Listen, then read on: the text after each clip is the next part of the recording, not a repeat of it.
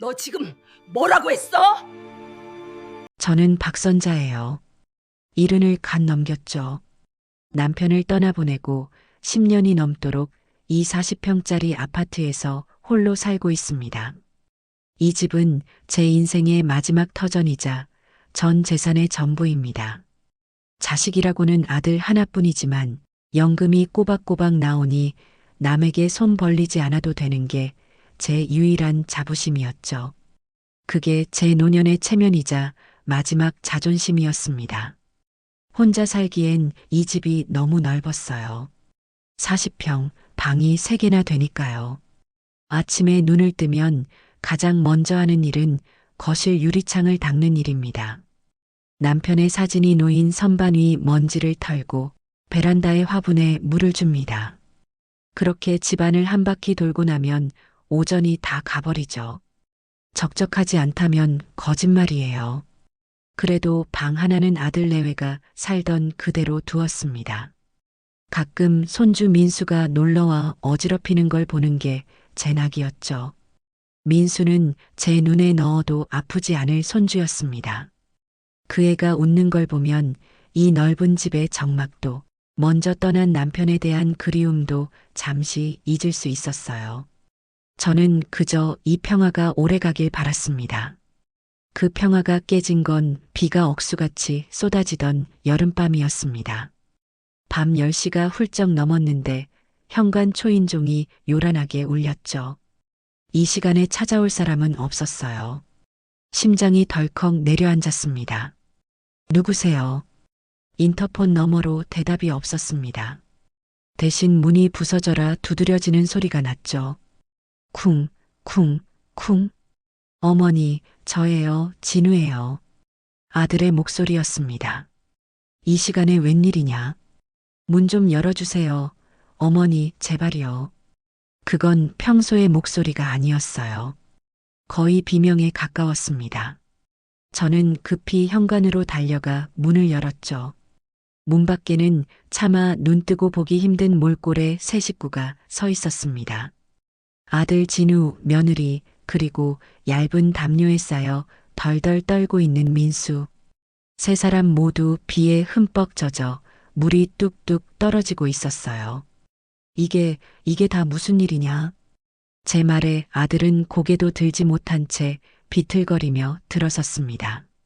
며느리는 그 자리에 주저앉아 울음을 터뜨렸어요. 어머니, 죄송해요. 저희가 정말. 일단 들어와. 민수 감기 걸리겠다. 저는 떨리는 민수를 먼저 받아 안고 수건으로 감쌌습니다. 아이의 몸이 불덩이처럼 뜨거웠어요. 애가 왜 이렇게 뜨거워? 너희 밖에서 뭐 한 거야? 어머니, 그게. 며느리는 말끝을 잇지 못하고 울기만 했습니다. 일단 씻어라. 젖은 옷부터 갈아입고.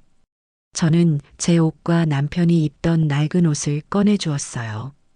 거실 바닥에는 그들이 들고 온 낡은 가방 하나가 흥건히 젖어 있었습니다. 그게 그들의 전 재산인 듯 보였죠.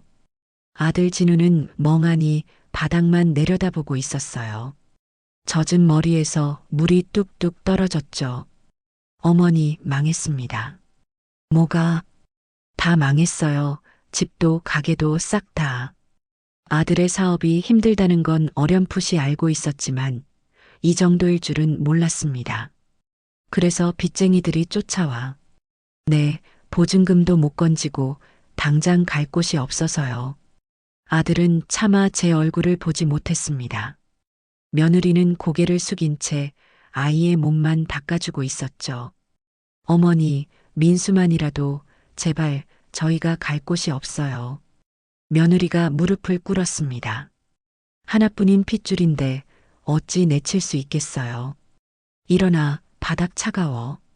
저는 민수가 쓰던 작은 방을 내주었습니다. 일단 여기서 자라. 짐은 내일 풀고.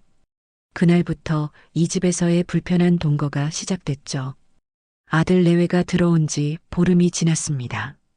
집안 공기는 점점 무거워졌어요. 아들은 일자리를 구한다며 아침 일찍 나갔지만 매일 밤 술에 취해 들어왔죠. 진우야, 너 또 마셨냐? 어머니, 제가 면목이 없습니다. 술 마실 정신으로 일을 해라. 아들은 아무 대꾸 없이 방으로 들어갔어요. 며느리는 제 눈치를 보며 집안일을 도왔지만 서툰 손길에 제 속만 더 터졌죠. 애미야, 그릇은 그렇게 닦는 게 아니야. 네, 어머니, 다시 할게요. 됐어. 더 내가 할 테니. 생활비는 온전히 제 연금과 모아둔 돈에서 나갔습니다. 시장에 갈 때마다 한숨이 절로 나왔어요. 새 식구가 되니 모든 게 두 배로 들었죠. 그래도 참았습니다. 민수 때문이었죠. 그런데 그 민수가 언제부터인가 기운이 없고 밥도 잘 넘기지 못했습니다. 밤마다 방 안에서 마른 기침 소리가 들려왔어요. 콜록, 콜록. 그 소리가 제 신경을 긁었죠. 애미야. 네, 어머니. 너는 애를 어떻게 보는 거냐? 애가 왜 저 모양이야? 죄송해요. 어머니, 약을 먹여도 잘 안 떨어지네요. 무슨 약, 감기약이야. 네, 약국에서. 그러게 비 맞고 돌아다닐 때부터 알아봤어. 애 관리를 어떻게 하는 거야? 저는 며느리가 아이를 제대로 보지 못해서 그렇다고 생각했어요. 며느리는 아무 말도 하지 않고 아이의 등을 두드릴 뿐이었죠. 민수는 밥을 마다하고 잠만 자려 했습니다. 얼굴이 반쪽이 되어가는 손주를 보는데 가슴이 타들어갔어요. 안 되겠다. 내가 가봐야겠다. 며칠 뒤 저는 며느리와 민수를 데리고 30년 다닌 동네 병원으로 갔습니다. 박내과 원장은 저와 막역한 사이였어요. 제가 매달 혈압약을 타러 가던 곳이었죠. 아이고, 박할머니 웬일이셔. 오늘은 아들 며느리까지 다 오셨네. 원장님, 우리 손주 좀 봐줘요. 기침이 너무 심해요. 어디 보자, 민수야. 이리 와볼까? 원장은 청진기를 등에 대보더니 대수롭지 않다는 듯 웃었어요. 어허, 애들은 다 아프면서 크는 거예요. 그래도 밥도 못 먹고 밤새 기침만 해요. 요즘 유행하는 독감이에요. 이 약 먹이면 금방 나아요. 원장은 처방전을 쓰며 며느리를 향해 말했습니다. 애 엄마가 너무 예민하신가 봐요. 이럴 땐 애기가 죽어요. 내 말이 그 말이에요, 원장님. 내가 쟤 때문에 못 살아요. 저는 며느리를 쏘아봤어요. 거봐라, 너가 유난이지. 며느리는 고개를 숙이고 아무 말도 하지 않았습니다. 그저 헬쑥한 민수의 손을 꼭 잡고 있었죠. 병원을 나오자 속이 다 시원했어요. 들었지? 원장님 말씀. 너가 호들갑 떠니까 애가 더 아픈 거야. 어머니. 왜? 아무래도 큰 병원 가봐야 할 것 같아요. 뭐라고? 저는 길 한복판에서 목소리가 커졌어요. 방금 의사 선생님이 괜찮다 하셨잖아. 아니요. 민수가 그냥 감기 같지가 않아요.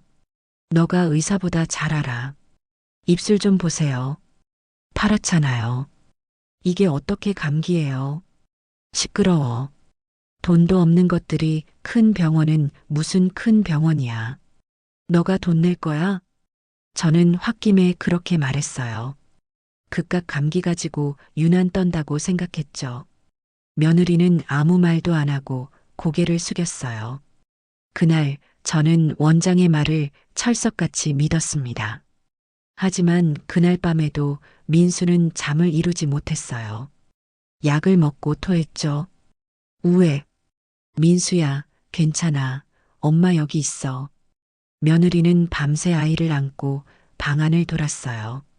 그 기침 소리가 제 평화가 산산이 부서지는 소리처럼 들렸습니다.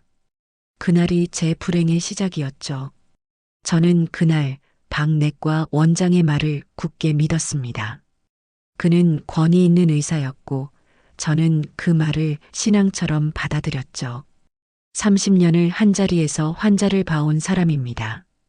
그 사람이 괜찮다는데 며느리가 괜히 유난을 떠는 거라 생각했어요. 하지만 며칠이 지나도 민수의 기침은 멎지 않았습니다. 밤이 되면 쇠를 긁는 듯한 마른 소리가 났죠. 콜록, 콜록, 캑캑. 아이의 목에서 새어나오는 그 소리는 숨 넘어가는 듯 했습니다. 며느리는 아이를 안고 방 안을 서성였어요. 그 발자국 소리와 기침 소리가 제 방문을 뚫고 들어왔습니다. 저는 방 안에서 그 소리를 들으며 잠을 설쳤죠. 독감이라는데 왜 저렇게 난리를 치나. 저러다 애를 더 잡지. 저는 며느리가 예민해서 아이를 더 아프게 만든다고 믿었습니다. 호들갑을 떨면 애가 겁을 먹고 꾀병을 부릴 수도 있다 생각했죠. 다음 날 아침 저는 주방에서 이상한 걸 발견했습니다. 음식물 쓰레기통을 비우려는데 야채 찌꺼기 밑에서 익숙한 약봉지가 나왔어요. 박내과 어제 원장이 직접 써준 3일치 약이었죠. 봉지를 열어보니 약이 그대로 들어 있었습니다. 알약 몇 개가 물에 불지도 않은 채 멀쩡했어요. 그 순간 피가 거꾸로 솟는 기분이었죠. 내가 볼 땐 먹이는 척 하더니 돌아서서는 이렇게 버렸구나. 저는 그 약봉지를 들고 며느리의 방으로 향했습니다. 문을 열자 며느리가 화들짝 놀라며 저를 바라봤어요. 민수는 침대에 누워 숨을 헐떡이고 있었죠. 애미야, 내 어머니. 이게 뭐냐? 약봉지를 내미니 며느리의 얼굴이 순식간에 하얗게 질렸어요. 핏기 하나 없는 얼굴이었죠. 그게 어머니. 너 이거 버렸지. 의사 선생님이 지어준 약을 버려. 어머니, 이 약은 소용이 없어요. 민수는 뭐가 소용없어? 너가 의사야. 너가 의사보다 잘 알아. 그분이 어떤 분인지 알아? 30년 넘게 환자 본 분이야. 제 목소리가 점점 커졌습니다. 거실에 있던 아들까지 방으로 들어왔죠. 아니요, 민수는 그냥 감기가 아니에요. 제발이요. 그럼 뭔데? 너는 아는데 의사는 몰라. 말해봐, 무슨 병인데? 며느리는 대답하지 못했습니다. 입술만 깨물며 눈을 내리깔았죠. 대학병원 가야 해요, 어머니. 큰 병원 가야 해요. 뭐, 대학병원? 제 기가 막혔습니다. 돈도 없는 것들이 대학병원은 무슨. 너희 돈 있어. 없어요, 없으니까 어머니 제발이요. 시끄러워.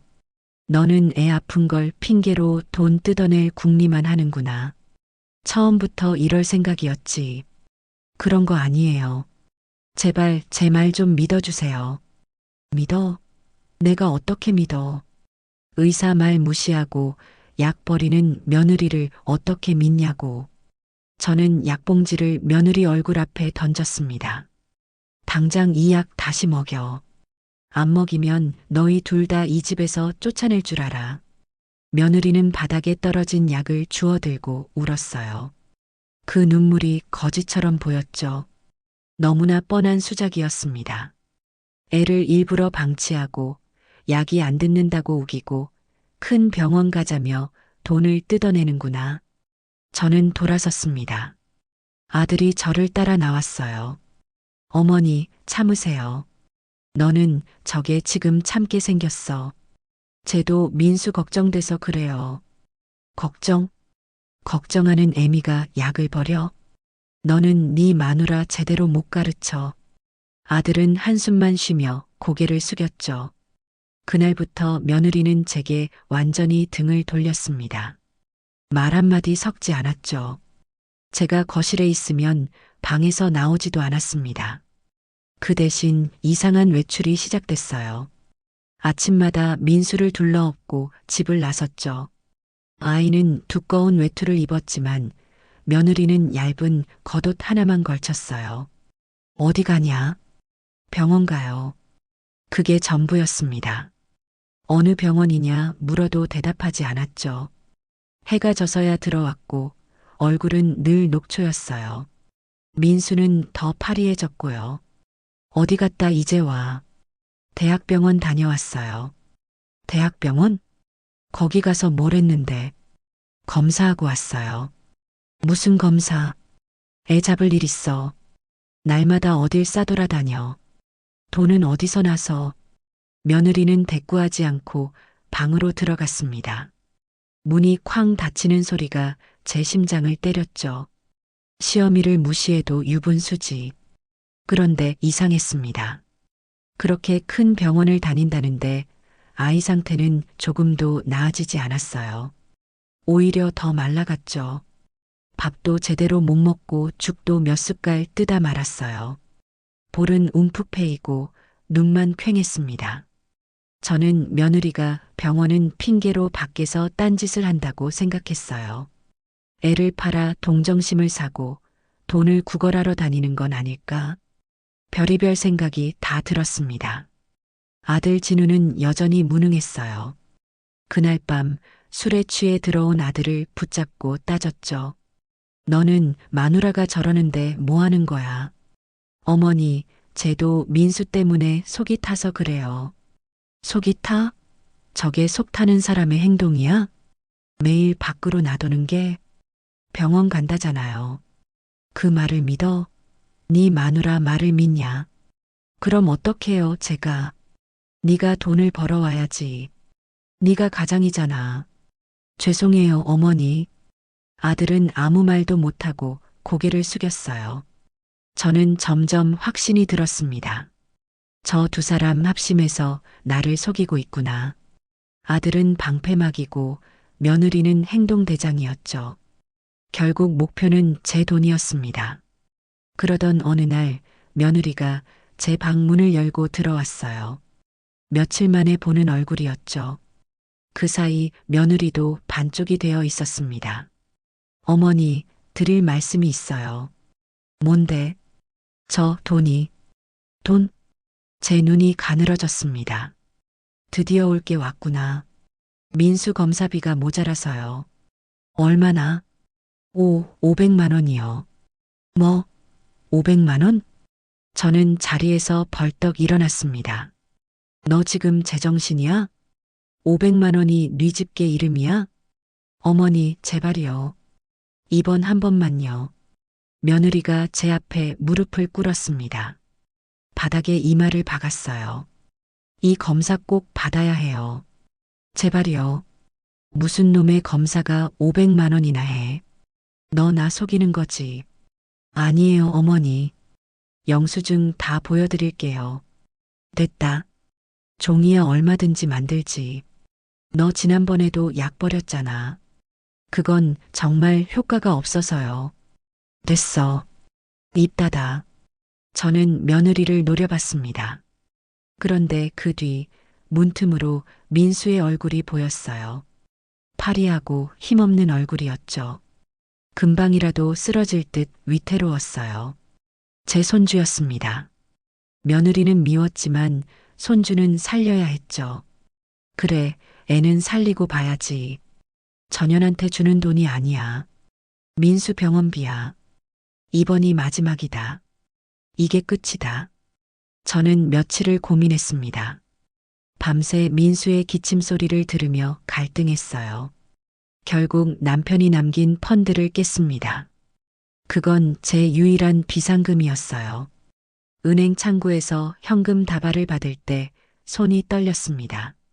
그 돈은 제 노후 자금이었죠. 그걸 깨면 다음 달부터 빠듯해질 게 분명했어요. 집으로 돌아와 며느리를 불렀습니다. 여기 있다. 저는 돈 봉투를 며느리 앞에 던졌어요. 이걸로 끝이다. 다시는 나한테 손 벌리지 마라. 이걸로도 민수 못 고치면 그건 네 운명이야. 감사합니다, 어머니. 정말 감사합니다. 며느리는 돈 봉투를 붙잡고 울었어요. 바닥에 엎드려 절까지 했죠. 저는 그 모습이 가증스러웠지만 꾹 참았습니다. 어디 그 돈으로 뭘 하는지 두고 보자. 저는 그 돈으로 민수가 제대로 된 치료를 받을 거라 믿었습니다. 500만 원은 제겐 큰 돈이었죠. 하지만 며칠 뒤 저는 결정적인 장면을 보고 말았습니다. 시장에 가던 길 버스 정류장 앞 백화점이었어요. 그곳에서 며느리를 봤습니다. 그녀의 어깨에는 윤기가 자르르 흐르는 새 외투가 걸려 있었죠.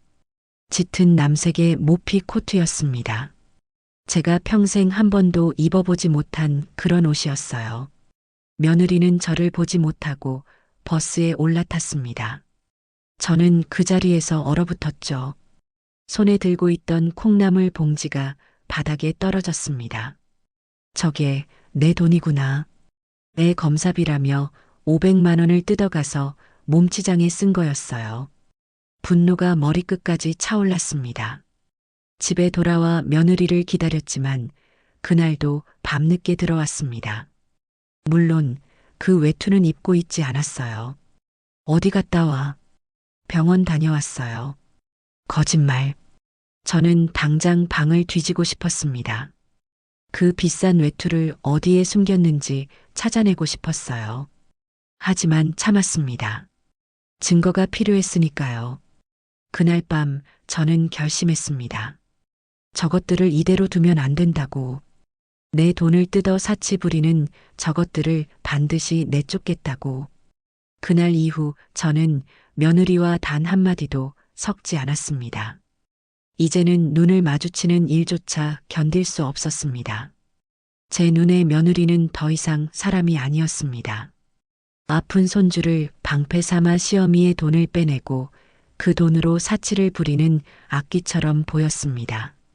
민수의 상태는 여전히 조금도 나아지지 않았습니다. 500만 원이라는 큰 돈은 어느새 자취도 없이 사라져버렸습니다. 며느리는 제 앞에 서는 것마저 피하며 그림자처럼 숨어 지냈습니다.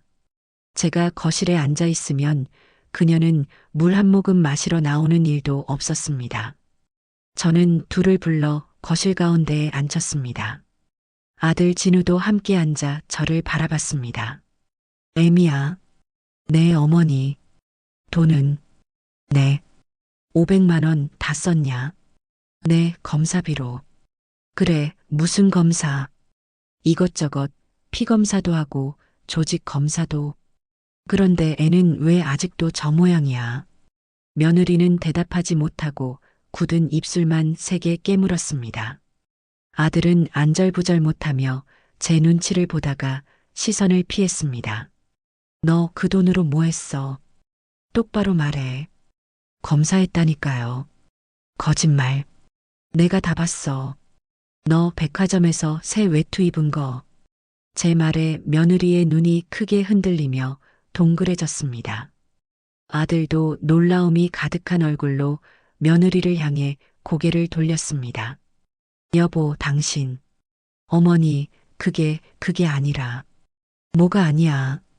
내 눈으로 똑똑히 봤는데. 짙은 남색 모피 코트. 그거 얼마 줬어? 내 돈 500만 원 다 썼지. 아니에요, 어머니. 그건 친구가. 친구가 그런 비싼 걸 준다고? 망해서 쫓겨온 너한테 그런 선심을 베푼다고? 됐다. 변명하지 마. 이 사기꾼 같은 년. 제 손등이 저릿저릿 떨리며 방금이라도 뺨을 올려붙일 것처럼 달아올랐습니다. 그러나 이성을 간신히 붙들고 손가락을 세게 움켜쥐었습니다. 어머니, 오해해요. 그 옷은 시끄러워. 아들 진우가 다급히 일어나 제 팔을 붙잡고 저를 말렸습니다. 어머니, 왜 그러세요? 제발 진정하세요. 너는 빠져. 너는 네 마누라가 무슨 짓 하고 다니는지 알기나 하니. 여보, 당신 말해. 어머니한테 솔직히 말해. 아들이 다그치자 며느리는 고개를 천천히 저으며 말을 삼켰습니다. 눈물만 뚝뚝 떨어져 무릎 위에 동그란 얼룩을 만들었습니다. 그 모습이 제겐 더욱 역겨운 연극처럼 보였습니다.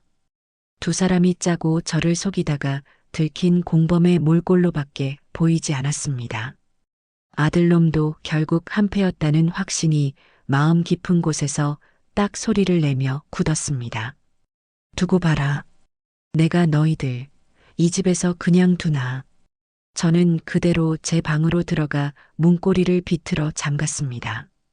그날 이후 저는 밤마다 방문을 꼭꼭 걸어 잠근 채 뒤척이며 잠을 설쳤습니다. 며칠 뒤 민수는 밤새 불덩이 같은 열에 들떠 헐떡였습니다. 아이는 엄마 아파하고 가느다란 목소리로 매달리며 울었습니다. 그 소리가 심장을 핥히듯 파고들어 제 마음도 함께 찢어지는 것 같았습니다. 하지만 며느리에 대한 분노와 의심이 그보다 더 거세게 치밀어 올랐습니다. 저것도 연기겠지. 돈 떨어지니까 또 시작이구나. 이번에는 또 얼마를 뜯어낼 계획이냐. 그 비싼 모피 코트 하나로는 여전히 만족이 안 되나 보지. 아침이 밝자마자 저는 아이를 억지로 품에 안아들었습니다. 민수의 몸은 뜻밖에도 깃털처럼 가볍고 축 늘어져 있었습니다. 어머니, 뭐 하시는 거예요? 병원 가. 박내과? 어머니, 안 돼요. 거긴 시끄러워. 너는 따라오기나 해. 오늘 그 원장한테 다시 물어볼 거야. 이게 정말 독감인지 아닌지 분명히 확인할 거야. 저는 며느리의 만류를 뿌리치고 민수를 안은 채 서둘러 문을 나섰습니다. 며느리는 울먹이며 제 뒤를 따라오다가 현관에서 주저앉을 듯 휘청였습니다. 원장은 잠이 덜 깬 얼굴로 우리를 맞이했습니다. 아니, 박할머니.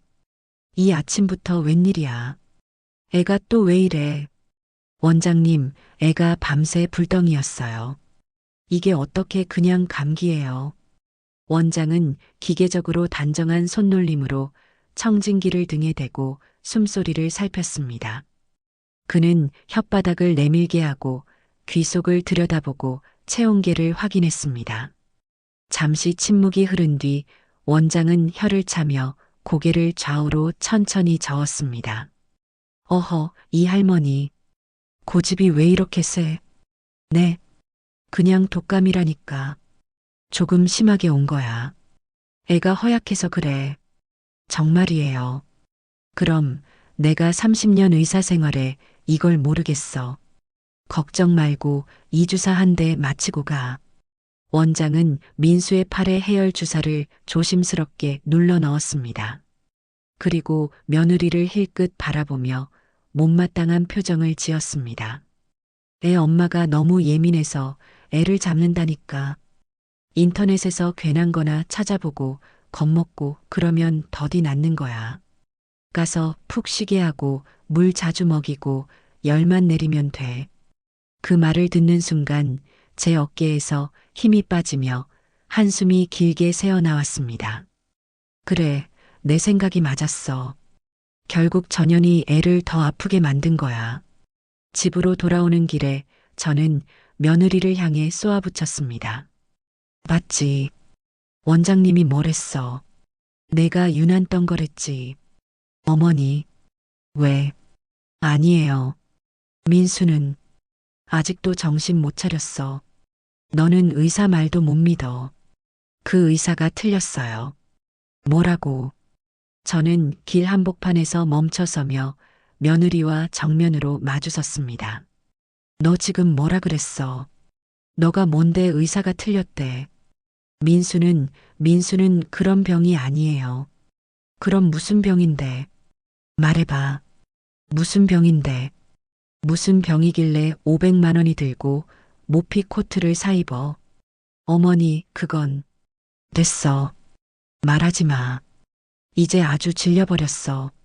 며느리는 더 이상 말을 잇지 못하고 눈을 감은 채 어깨를 들썩였습니다. 눈물이 볼을 타고 줄기처럼 흘러내려 턱 끝에서 또르르 떨어졌습니다.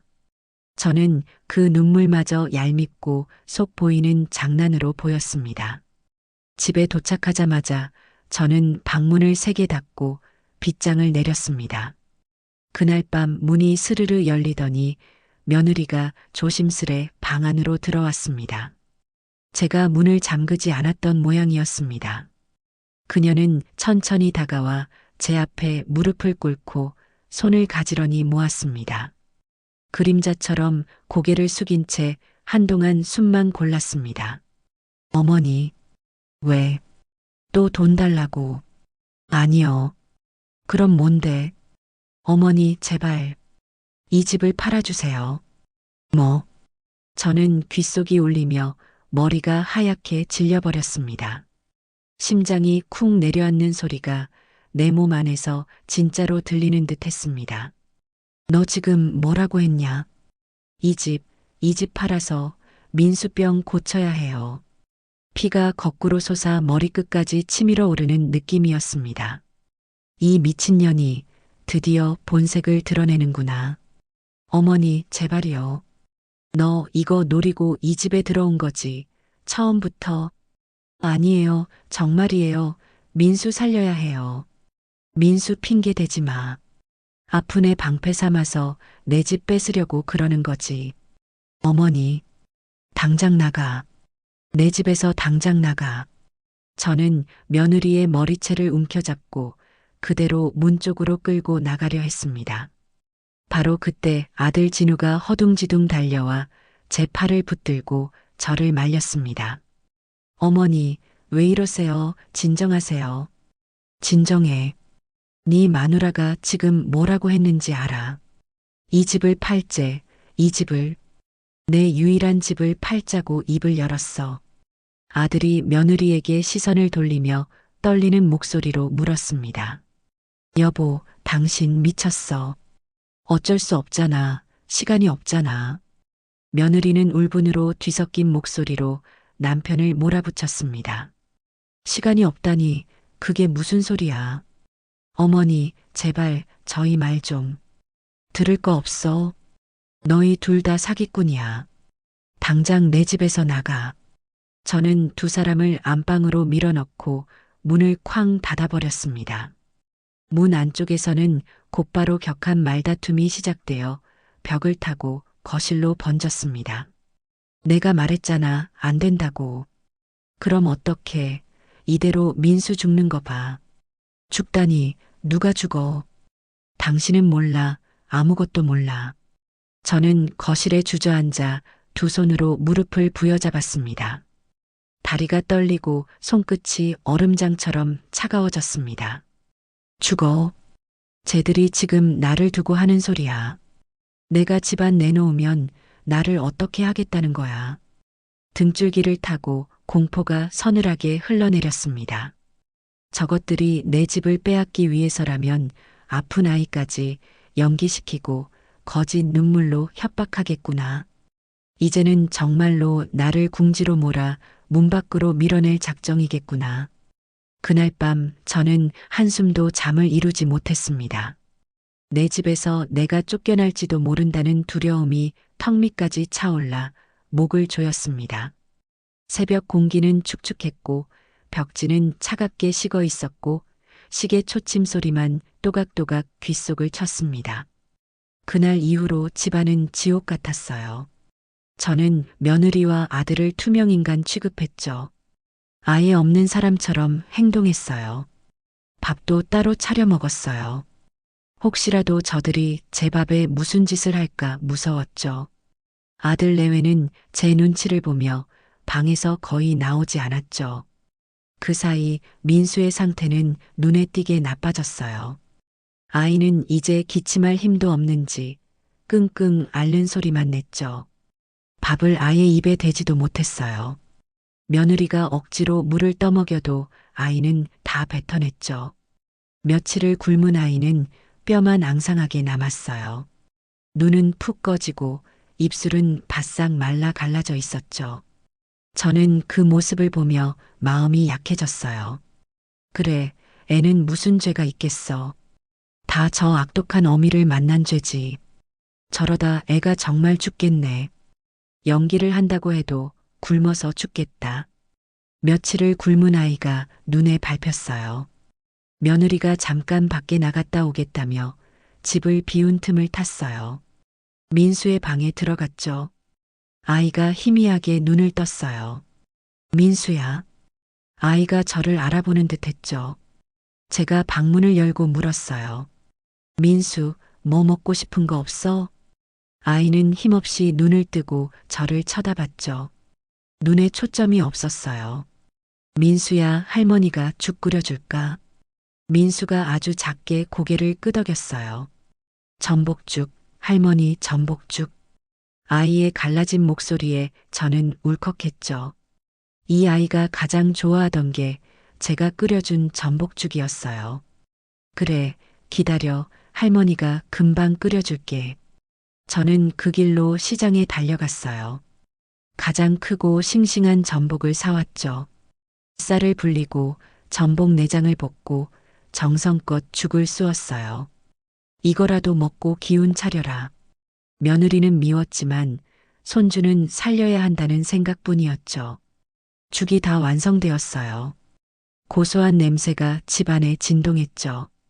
저는 뜨거운 죽을 그릇에 담아 민수의 방으로 향했어요. 이거 먹고 전현이랑 당장 이 집에서 나가라고 해야지. 이게 마지막 인정이다. 그때까지만 해도 저는 그런 생각을 하고 있었어요. 죽을 들고 민수의 방문 앞으로 갔어요. 문이 살짝 열려 있었죠. 며느리가 어느새 돌아와 있었어요. 안에서 며느리가 민수에게 속삭이는 소리가 들렸어요. 민수야, 정신 좀 차려봐. 엄마 말 들려. 아이가 끙끙 앓는 소리가 났죠. 민수야, 할머니 오시면 기침 더 심하게 해. 숨도 못 쉬는 것처럼 알았지. 저는 제 귀를 의심했어요. 지금 뭐라고? 그래야 할머니가 이 집이라도 우리 준단 말이야. 저는 그 자리에 얼어붙었어요. 내 집을 아픈 아이를 시켜서 심장이 발끝까지 떨어지는 기분이었죠. 저것들이 내 집을 뺏으려고 아픈 아이까지 동원해서 연극을 하고 있었던 거예요. 며느리는 말을 이었어요. 그래야 우리 민수 살릴 수 있어. 알았지?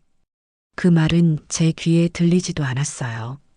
그저 자기들의 탐욕을 채우려는 변명처럼 들렸죠. 모든 게 저죽 한 그릇을 빌미로 내 집을 빼앗으려던 수작이었어요. 며칠 굶은 아이를 보며 마음 약해졌던 제가 한심했죠. 저는 며느리의 뒷말은 듣지도 못했어요. 오직 집 뺏게라는 말만 제 귀에 박혔죠. 그리고 이어진 민수의 대답. 아주 작고 갈라지는 목소리였죠. 응, 알았어, 엄마. 그 말을 듣는 순간 제 손에서 힘이 풀렸습니다. 와장창 제가 들고 있던 죽그릇이 바닥에 떨어지며 산산조각 났어요. 뜨거운 죽이 제 발등 위로 쏟아졌지만 아픈 줄도 몰랐죠. 문이 활짝 열리고 며느리와 민수가 경악한 얼굴로 저를 쳐다봤어요. 며느리의 얼굴이 하얗게 질렸더군요. 어머니, 그게. 며느리가 저에게 다가오려 했어요. 오지 마. 제 입에서 짐승 같은 소리가 나왔어요. 내 집에 손대지 마. 저는 아무 말도 하지 못했어요. 그저 그 두 얼굴을 번갈아 보다가 제 방으로 들어가 문을 잠갔습니다. 바닥에 쏟아진 죽이 차갑게 식어가는 것을 느꼈어요. 밤새 울었어요. 아들 내외에 대한 분노보다 나를 속인 손주에 대한 절망감이 저를 미치게 만들었죠. 내 집에서 내 돈으로 나를 속여. 저것들은 사람이 아니야. 그날 밤 저는 한숨도 자지 못했습니다. 방 안에는 식어버린 죽 냄새가 눅진하게 깔려 있었습니다. 바닥에 엎질러진 전복죽이 차갑게 굳어가며 시큼한 냄새를 뿜었죠. 한때 민수가 먹겠다고 웃던 그 죽이 이제는 역겨운 썩은 냄새로 변해 있었습니다. 그 냄새를 맡으며 저는 밤새 눈을 감지 못했습니다. 제 손주가 제 눈에 넣어도 아프지 않던 그 아이가 저를 배신했다는 사실이 믿기지 않았습니다. 응, 알았어, 엄마. 그 가느다란 목소리가 귀 뒤에 붙은 것처럼 계속 맴돌았어요. 그 목소리는 칼날처럼 제 심장을 찔러댔습니다. 그동안 아파하던 것도, 밤새 하던 기침도, 밥 한 숟갈 넘기지 못하던 것도 전부 연기였던 겁니다. 저를 속이고 저와 며느리 사이를 갈라놓기 위한 잔인한 연극이었죠. 저를 악인으로 만들고 결국 이 집을 빼앗기 위해 짜맞춘 무서운 계략이었습니다. 며느리가 사입은 그 비싼 외투, 제 돈 500만 원으로 산 그 옷, 그리고 집을 팔아달라며 울부짖던 그 목소리. 모든 퍼즐이 하나로 딱 맞아떨어졌습니다. 저것들은 내 가족이 아니구나. 내 재산을 노리고 들어온 원수들이구나. 내 집에서 나를 쫓아내려고 작정했구나. 해가 밝아올수록 분노는 차갑게 굳어갔습니다. 눈물은 더 이상 나오지 않았습니다. 대신 안쪽 깊은 곳에서 냉철한 결심이 자리 잡았죠. 저는 씻지도 않았습니다. 밤새 입고 있던 옷 그대로, 푸석한 머리 그대로, 그대로 집을 나섰습니다. 거실에는 아무도 없었습니다. 아들 내외와 민수는 제 눈치를 보며 방에 틀어박혀 있었죠. 어젯밤 그 소동 이후로 집은 마치 숨을 죽인 듯 고요했습니다. 저는 현관문을 열고 곧장 부동산으로 향했습니다. 아침 9시 막 문을 연 시간이었죠. 이 동네에서 30년을 넘게 살았으니 부동산 사장과는 얼굴만 봐도 통하는 사이였습니다. 어이구, 박 여사님, 이 아침부터 웬일이세요? 부동산 사장이 안경을 고쳤으며 반겼습니다. 얼굴이 왜 이렇게 안 좋으세요? 무슨 일 있으신가요? 사장님. 네, 여사님. 저 집 내놓으려고요. 부동산 사장이 차를 따르려다 멈췄습니다. 네, 집이요? 어떤 집 말씀입니까? 설마, 이 집이요. 내가 사는 집, 40평짜리, 이 아파트 말씀이세요? 그래요. 사장은 입을 떡 벌렸습니다. 아니, 박 여사님, 왜 갑자기요? 아드님네랑 같이 잘 지내시는 줄 알았는데. 이제 아니에요. 네, 그냥요. 팔아야겠어요. 사장은 고개를 갸웃했습니다. 무슨 일 있으시구나. 말씀해 보세요. 제가 뭐 도와드릴 일이라도. 그런 거 묻지 말고 그냥 팔아주세요. 시세보다 1,000만 원, 아니 2,000만 원 싸게 내놓을게요. 2,000만 원이나요? 여사님, 지금 시세가 얼만데요? 그렇게 내리면 너무 손해인데. 대신 조건이 있어요. 조건이요? 당장 현금으로 살 사람. 그리고요. 일주일 안에 잔금 치르고 바로 입주할 사람으로 찾아주세요. 일주일이요? 사장은 놀라 고개를 젓습니다. 그건 너무 급한데요. 2,000만 원을 깎아도 수억짜리 집인데 현금으로 일주일 안엔 어렵습니다. 그래서 2,000만 원 싸게 내놓는 거예요. 금매로 붙여주세요. 못 구하시겠어요? 아니, 그게 아니라. 그럼 다른 부동산 가볼게요. 아니요, 아니요, 여사님. 잠시만요. 앉으세요. 제가 한번 수소문해 보겠습니다. 하지만 아드님하고는 상의하셨어요? 내 집 내가 파는데 누구랑 상의해요? 도장 여기 있어요. 저는 핸드백에서 도장을 꺼내 책상에 쾅 하고 찍었습니다. 이걸로 서류는 다 된 거죠. 아, 네, 알겠습니다. 정말 괜찮으시겠어요? 괜찮아요. 저는 이만 가볼게요. 바로 연락드리겠습니다. 저는 뒤도 돌아보지 않고 부동산을 나왔습니다. 가슴이 쿵쾅거리며 두근거렸지만 후회는 없었습니다. 그래, 내 집을 지켜야 해. 저 뱀 같은 것들한테서 내 손으로 끊어내야 해. 집에 돌아오니 며느리가 거실에서 저를 기다리고 있었습니다. 어젯밤 쏟은 죽은 깨끗이 치워져 있었고 바닥은 닦인 듯 번들거렸습니다. 어머니, 어디 다녀오세요? 저는 대답하지 않고 곧장 방으로 가려 했습니다. 어머니, 어제는 그게 뭐? 어머니가 오해하신 거예요. 오해? 저는 걸음을 멈추고 그녀를 돌아봤습니다. 내가 귀 먹은 노인네로 보여? 아니요, 그런 게 아니라 더 아픈 척해서 할머니 집 뺏자. 그 말 내가 똑똑히 들었어. 거기에 네하고 대답한 민수 목소리도 며느리의 얼굴이 순식간에 하얗게 질렸습니다. 어머니, 그건 민수를 살리려다 보니. 살려? 너희가 살려고 한 거겠지. 그 비싼 모피 코트는 어디다 숨겼어? 네. 500만 원. 내 돈으로 사 입은 그 옷 말이야. 며느리는 입술을 파르르 떨었습니다. 그건 변명도 못하겠지. 그 모습을 보고 저는 확신했습니다. 저녀는 끝까지 나를 속이려 드는구나. 비켜. 저는 며느리를 밀치고 방으로 들어가 문을 잠갔습니다. 그날 오후 부동산 사장에게서 전화가 왔습니다. 여사님, 집 보러 올 사람이 있는데 지금 괜찮으세요? 네, 오라고 하세요. 지금 두 분이 출발하셨습니다. 곧 도착할 겁니다. 저는 방문을 열고 거실로 나왔습니다. 아들 내외가 방 안에서 제 눈치를 보고 있었습니다. 너희들 꼴 보기 싫으니 방에 들어가 있어. 네, 어머니. 곧 손님 올 거야. 손님이요? 그래, 이 집 살 사람. 아들 진우의 얼굴이 굳어졌습니다. 어머니, 그게 무슨. 집 내놨어.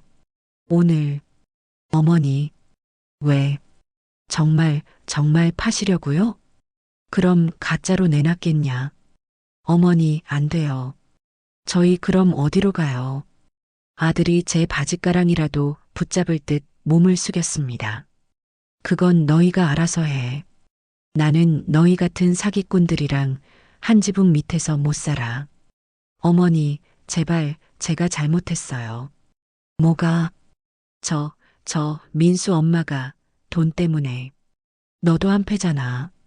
아니에요, 어머니. 시끄러워. 손님 곧 와. 방에 들어가. 어머니, 제발 다시 생각해요. 그때 초인종이 울렸습니다.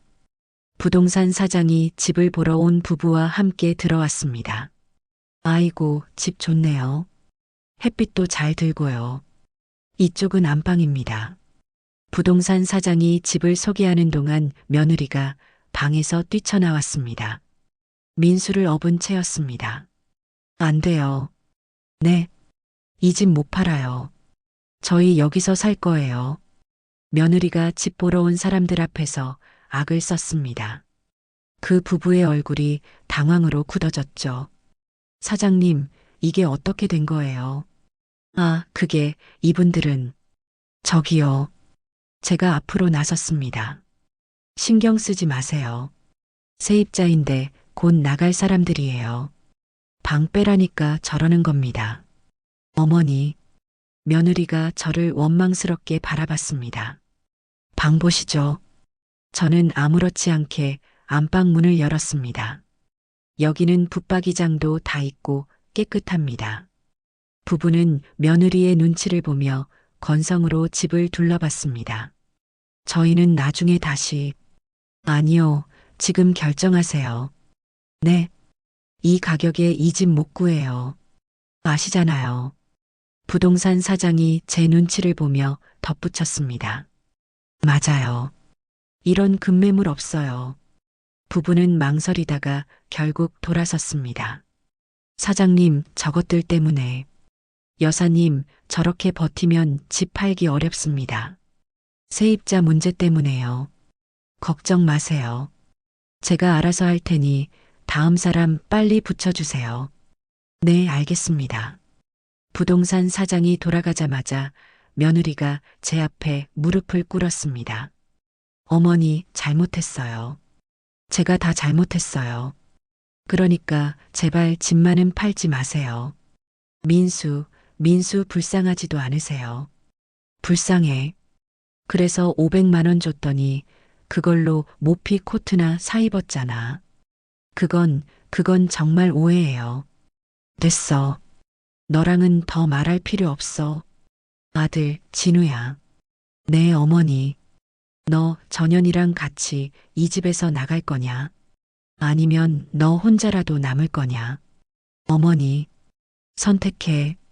저는 아들은 며느리와 저를 번갈아 보며 눈빛을 흔들었습니다. 어머니, 민수는 어떡해요? 그 연기하는 애. 아니에요, 어머니. 민수 정말 아파요. 시끄러워. 결정 못하겠으면 당장 나가. 그날 저는 아들 녀석의 비겁한 얼굴을 봤습니다. 끝내 그는 아무 결정을 하지 못했습니다. 그날 저녁 또 다른 집을 보러 오는 사람들이 찾아왔습니다. 이번에는 며느리가 더욱 미친 듯이 소리쳤습니다. 이 집 귀신 나와요. 여기서 사람들 많이 죽었어요. 뭐라고요? 전현이 미쳤구나. 저는 며느리의 뺨을 있는 힘껏 올려붙였습니다. 짝! 거실에 울려 퍼지는 소리가 유리처럼 쨍했습니다. 어머니, 지금 너 한 번만 더 내일 방해하면 경찰 부를 거야. 주거침입으로 신고할 줄 알아. 여기가 어떻게 당신네 집이야. 너희는 내 허락 없이 들어온 거야. 불법 점거야. 며느리는 아무 대꾸도 못한 채 부어오른 뺨을 감싸쥐었습니다. 집을 보러 온 사람은 놀라서 도망치듯 나갔습니다. 안 되겠다. 이대로는 안 되겠어. 저는 다음 날 부동산 사장을 다시 찾았습니다. 사장님, 네, 여사님. 계약서 지금 당장 씁시다. 네, 누구랑요? 어제 그분들은 다. 사장님 아는 사람 중에 투자 목적으로 살 사람 없어요? 시세보다 3천만 원, 아니 5천만 원 싸게 넘길게요. 5천만 원이요? 사장은 놀란 눈으로 저를 쳐다봤습니다. 그야 그 정도면 금방 나갈 겁니다. 세입자 문제 제가 다 해결할게요. 대신 계약금 오늘 받고 잔금은 닷새 뒤에 치르는 걸로. 닷새요. 그래요. 사장은 잠시 생각하더니 전화를 걸었습니다. 그 짧은 통화가 제 인생의 마지막 결정을 굳혔습니다. 그렇게 저는 제 집을 시세보다 5천만 원이나 싸게 넘겨버렸습니다. 투자 목적으로 사겠다는 사람은 집도 보지 않고 계약하겠다고 했습니다.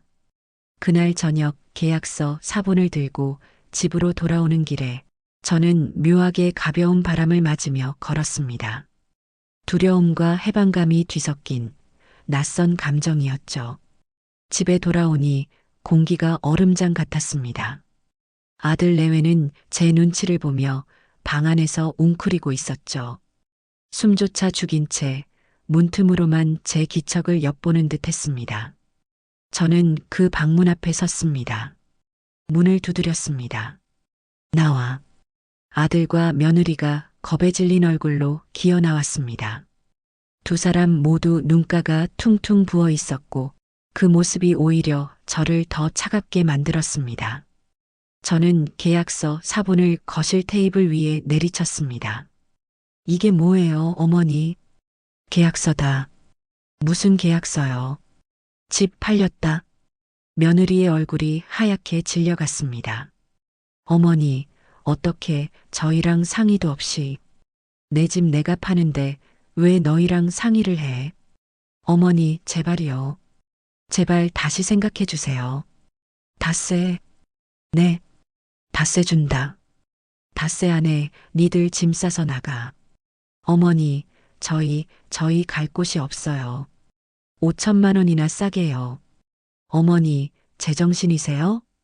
그 돈이면 저희가 너희한테 줄 돈 없어. 그건 내가 알 바 아니야. 길바닥에 나 앉으라고요? 처음에도 길바닥이었잖아. 그때는 민수가 이렇게 아프지 않았어요. 연기하는 거잖아. 아니에요, 어머니. 정말 아니에요. 시끄러워. 닷새 뒤면 새 주인이 이사 들어온다. 그때까지 안 나가면 내가 사람 부를 거야. 그땐 개처럼 끌려나갈 줄 알아. 저는 그 말을 남기고 방으로 들어가 문을 잠갔습니다. 그날부터 닷새는 지옥 같았습니다. 며느리는 매일같이 제 방문 앞에서 울었습니다. 문틈으로 그녀의 목소리가 스며들었습니다. 어머니, 잘못했어요. 제발 문 좀 열어주세요. 제가 그 모피 코트 다 말씀드릴게요. 어머니, 제발이요. 민수가 죽어가요, 어머니. 숨을 잘 못 쉰단 말이에요. 저는 이불을 뒤집어 쓰고 귀를 막았습니다. 또 연기하는구나. 또 속이려 드는구나. 저 지독한 것들. 아들 녀석은 매일 술에 취해 들어왔습니다. 냄새와 한숨이 뒤섞인 채였습니다. 어머니, 너무하세요. 어떻게 저희한테 이러실 수 있어요. 너도 똑같아. 네 마누라가 내 돈 뜯어 모피 코트 사 입을 때 넌 뭐 했어? 그게 알고 있었지. 너도. 아들은 아무 말도 하지 못했습니다. 그 침묵이 오히려 모든 것을 인정하는 답처럼 들렸습니다. 민수의 기침 소리는 점점 줄어들었습니다. 이제는 숨소리조차 희미하게 들릴 뿐이었죠. 저는 그게 연기가 들통나니 그만둔 거라고 생각했습니다. 그렇게 닷새가 흘렀습니다. 약속한 잔금 날이 되었습니다. 저는 아침 일찍 은행에 갔습니다. 잔금이 제 통장으로 들어온 걸 확인했습니다. 평생 한 번도 본 적 없는 큰 돈이 찍혀 있었습니다. 하지만 기쁘지 않았습니다. 그저 해야 할 일을 마쳤다는 생각뿐이었죠. 저는 이미 짐을 챙겨두었습니다. 작은 가방 하나뿐이었죠. 며칠 전 근처에 작은 월세방 하나를 미리 구해두었으니까요. 오후 2시 새 집주인과 이삿짐 센터 사람들이 도착했습니다. 이번에는 새 주인이 법무사까지 데리고 왔더군요. 짐을 아직 안 빼셨네요. 새 집주인이 당황스러운 표정으로 말했습니다. 그러게 말입니다. 부동산 사장도 곤란한 얼굴이었습니다. 저는 아들 내외의 방문을 두드렸습니다. 나와. 약속한 날이다. 방문이 열렸습니다. 며느리와 아들이 퀭한 눈으로 걸어 나왔습니다. 민수는 아들의 등에 엎여 있었죠. 아이의 팔이 축 늘어져 있었습니다. 눈은 감겨 있었고 숨소리가 들리지 않았습니다. 아직도 연기하는구나. 짐 안 쌌어? 어머니, 정말 이러실 거예요? 비켜. 저는 이삿짐 센터 직원들에게 손짓했습니다. 저 방 짐 다 빼주세요. 네, 저 사람들 짐이에요. 그냥 다 밖으로 꺼내세요. 어머니, 며느리가 제 앞에 무릎을 꿇었습니다. 잘못했어요. 제가 훔쳤어요. 그 돈, 그 500만 원, 제가 민수 병원비로 안 쓰고 몰래 썼어요. 그럼 그렇지. 그걸로 비싼 옷 사 입었어요. 제가 다 잘못했어요. 그러니까 제발 민수는 살려주세요. 뭐가 어째? 민수가 지금 숨을. 시끄러워. 이 연극 아직도 안 끝났어. 너의 그 고백조차 거짓말 같아. 집안 뺏기려고 별의별 쇼를 다 하는구나. 저는 며느리의 어깨를 밀치고 이삿짐 센터 직원들을 재촉했습니다. 뭐 하세요? 짐 빼세요. 저기 사모님 그래도 제가 책임질게요. 어서요. 명도 집행입니다. 직원들이 머뭇거리며 방으로 들어갔습니다. 낡은 짐가방 하나, 옷가지 몇 개가 전부였습니다. 그것들이 거실 밖으로 던져졌습니다. 안 돼. 며느리가 그 짐을 붙잡고 울부짖었습니다. 아들 녀석은 멍하니 서 있었습니다. 민수를 업은 채로 아무 말도 못했습니다. 진우야, 네 어머니, 너 전현이랑 같이 나갈 거냐? 아니면 나랑 같이 갈 거냐? 어머니, 마지막 기회야. 아들은 민수를 업은 채로 저와 며느리를 번갈아 보았습니다. 그의 입술이 부들부들 떨렸습니다. 그리고는 며느리에게 다가가 팔을 잡아 끌었습니다. 가자 여보. 어딜까 여기가 우리 집인데. 가자. 다 끝났어. 싫어. 나 여기서 못 나가. 민수, 우리 민수, 민수가 지금 숨을 안 쉰단 말이야. 뭐? 가자, 빨리. 병원 가야 해. 아들이 며느리를 끌고 현관으로 뛰쳐나갔습니다. 그들의 울음과 발소리가 뒤섞여 사라졌습니다. 병원에 가야 한다는 말도 저는 믿지 않았습니다. 그저 제 집에서 빠져나가기 위한 마지막 연극이라 생각했죠. 쿵! 현관문이 닫혔습니다. 집안이 순식간에 조용해졌습니다. 저는 그 자리에 잠시 서 있었습니다. 손끝이 떨렸고 숨이 막혔습니다. 새 집주인이 조심스러운 목소리로 물었습니다. 저 괜찮으세요? 네, 괜찮습니다. 이제 이 집은 제 겁니까? 그렇죠. 시끄럽게 해서 죄송합니다. 저는 작은 가방 하나를 들었습니다. 손잡이는 낡았고 가죽이 군데군데 벗겨져 있었습니다. 그럼 저는 저는 그 집을 나왔습니다. 평생을 바치고 모든 걸 걸었던 그 집을 뒤도 돌아보지 않았습니다. 내 그림자가 길게 늘어져 인도 끝까지 따라왔습니다. 햇빛은 서늘했고 바람은 묘하게 싸늘했습니다. 그날 저는 내 인생의 절반을 스스로 끊어냈습니다. 저는 새로 얻은 작은 월세방으로 향했습니다. 아파트에서 멀지 않은 낡은 다세대 주택의 2층이었죠. 곰팡내가 스며든 좁은 계단을 한 발 한 발 올라갔습니다. 방은 손바닥만 했습니다. 창문 하나, 작은 화장실 하나, 낡은 싱크대 하나가 전부였죠. 방바닥은 얼음장처럼 차가웠습니다. 40평대 아파트에서 살다가 이 손바닥만 한 방에 누워 있으니 마치 관 속에 들어온 사람처럼 숨이 막혔습니다. 하지만 괜찮다고 스스로에게 말했습니다. 그래, 집은 뺏겼지만 돈은 지켰어. 그 뱀 같은 것들을 내 손으로 쫓아냈잖아. 이제 이 돈으로 편하게 살면 돼. 저는 그렇게 제 자신을 달랬습니다. 그날 저녁 저는 은행에 갔습니다. 통장을 새로 만들었죠. 집을 팔아받은 수억 원의 돈이 고스란히 찍혀 있었습니다. 저는 그 숫자를 한참 동안 들여다봤습니다. 0이 몇 개인지도 세어봤습니다. 이 돈 때문에 아들과 며느리가 저를 속였습니다. 그리고 저는 그들을 내쫓았죠. 이 돈이면 앞으로 누구한테도 고개 숙이지 않고 살 수 있어. 저는 그렇게 믿으려 했습니다.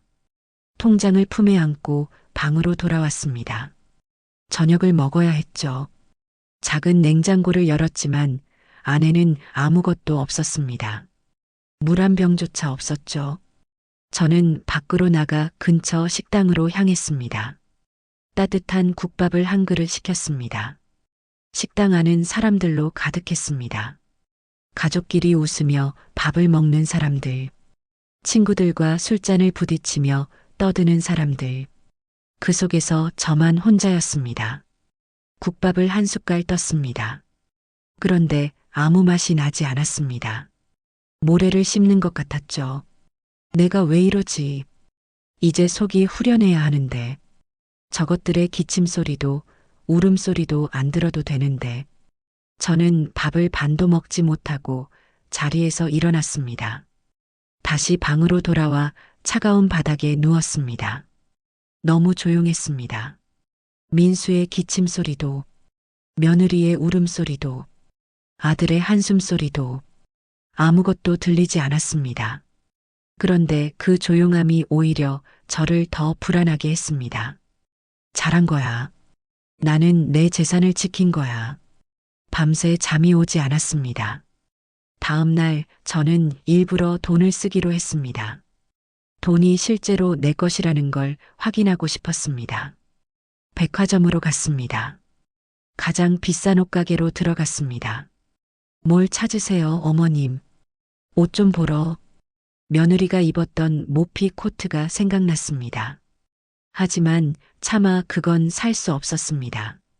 대신 곱고 단정한 빛깔의 한복 한 벌을 맞췄습니다. 수백만 원이 넘는 가격이었죠. 아이고, 여사님, 너무 고우세요. 이거 입고 어디 좋은 데 가시나 봐요. 그냥요. 돈이 좀 생겨서요. 저는 일부러 큰 소리로 말했습니다. 하지만 한복을 받아들고 방으로 돌아오니 그 옷을 입고 갈 곳이 없었습니다. 저는 그 비싼 한복을 벽에 걸어두었습니다. 그리고 멍하니 바라봤습니다. 돈이 있어도 쓸 데가 없었습니다. 그때 전화가 울렸습니다. 모르는 번호였습니다.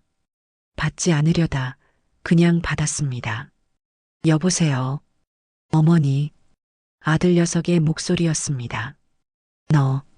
네가 여길 어떻게 알아? 어머니, 제발. 끊어. 너랑 할 말 없어. 어머니, 민수가.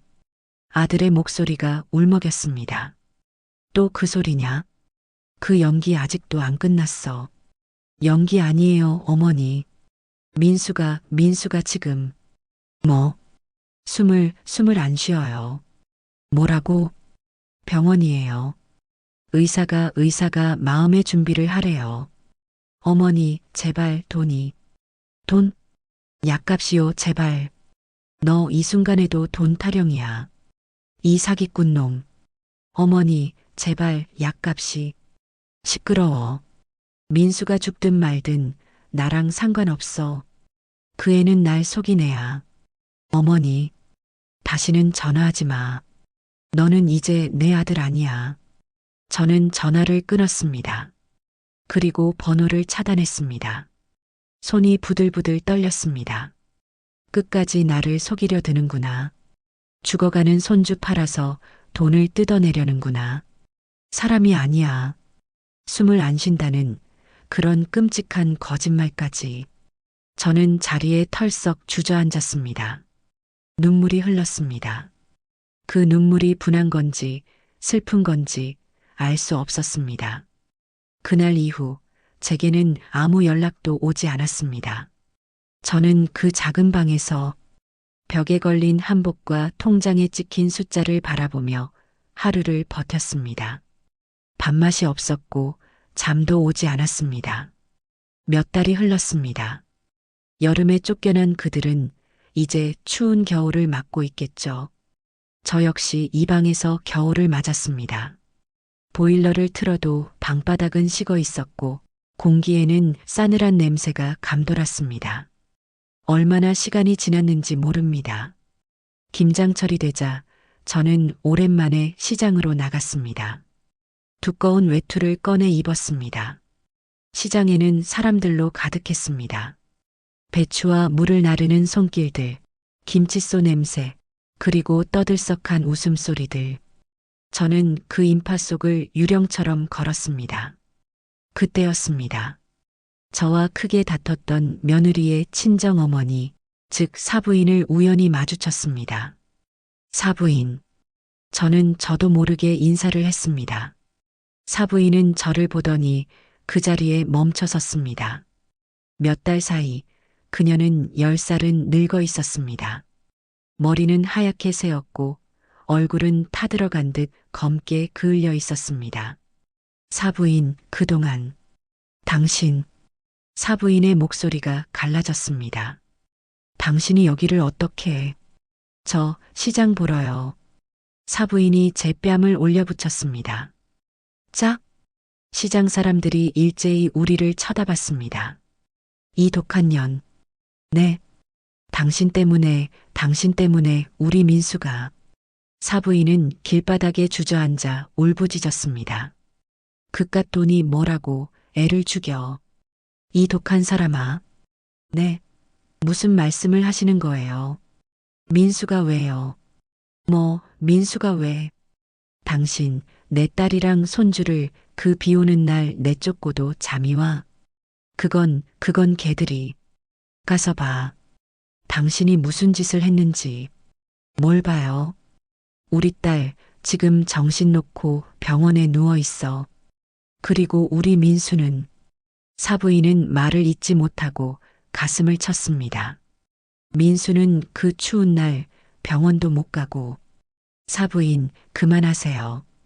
그게 무슨. 당신이 그 집만 팔지 않았어도, 그 약 한 번만 맞았어도, 약이요. 모피 코트가 아니고요. 모피 코트? 당신 아직도 그건 병원 자선 바자회에서 산 3만 원짜리 중고 옷이었어.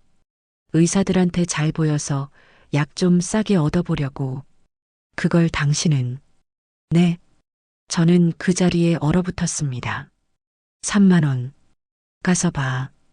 당신이 무슨 짓을 했는지. 사부인은 구겨진 종이 한 장을 제게 던졌습니다. 여기야. 가서 보라고. 종이에는 이렇게 적혀 있었습니다. 어린이 호스피스 병동. 호스피스요. 왜 무서워? 당신이 죽인 애 얼굴 보기 무섭냐고.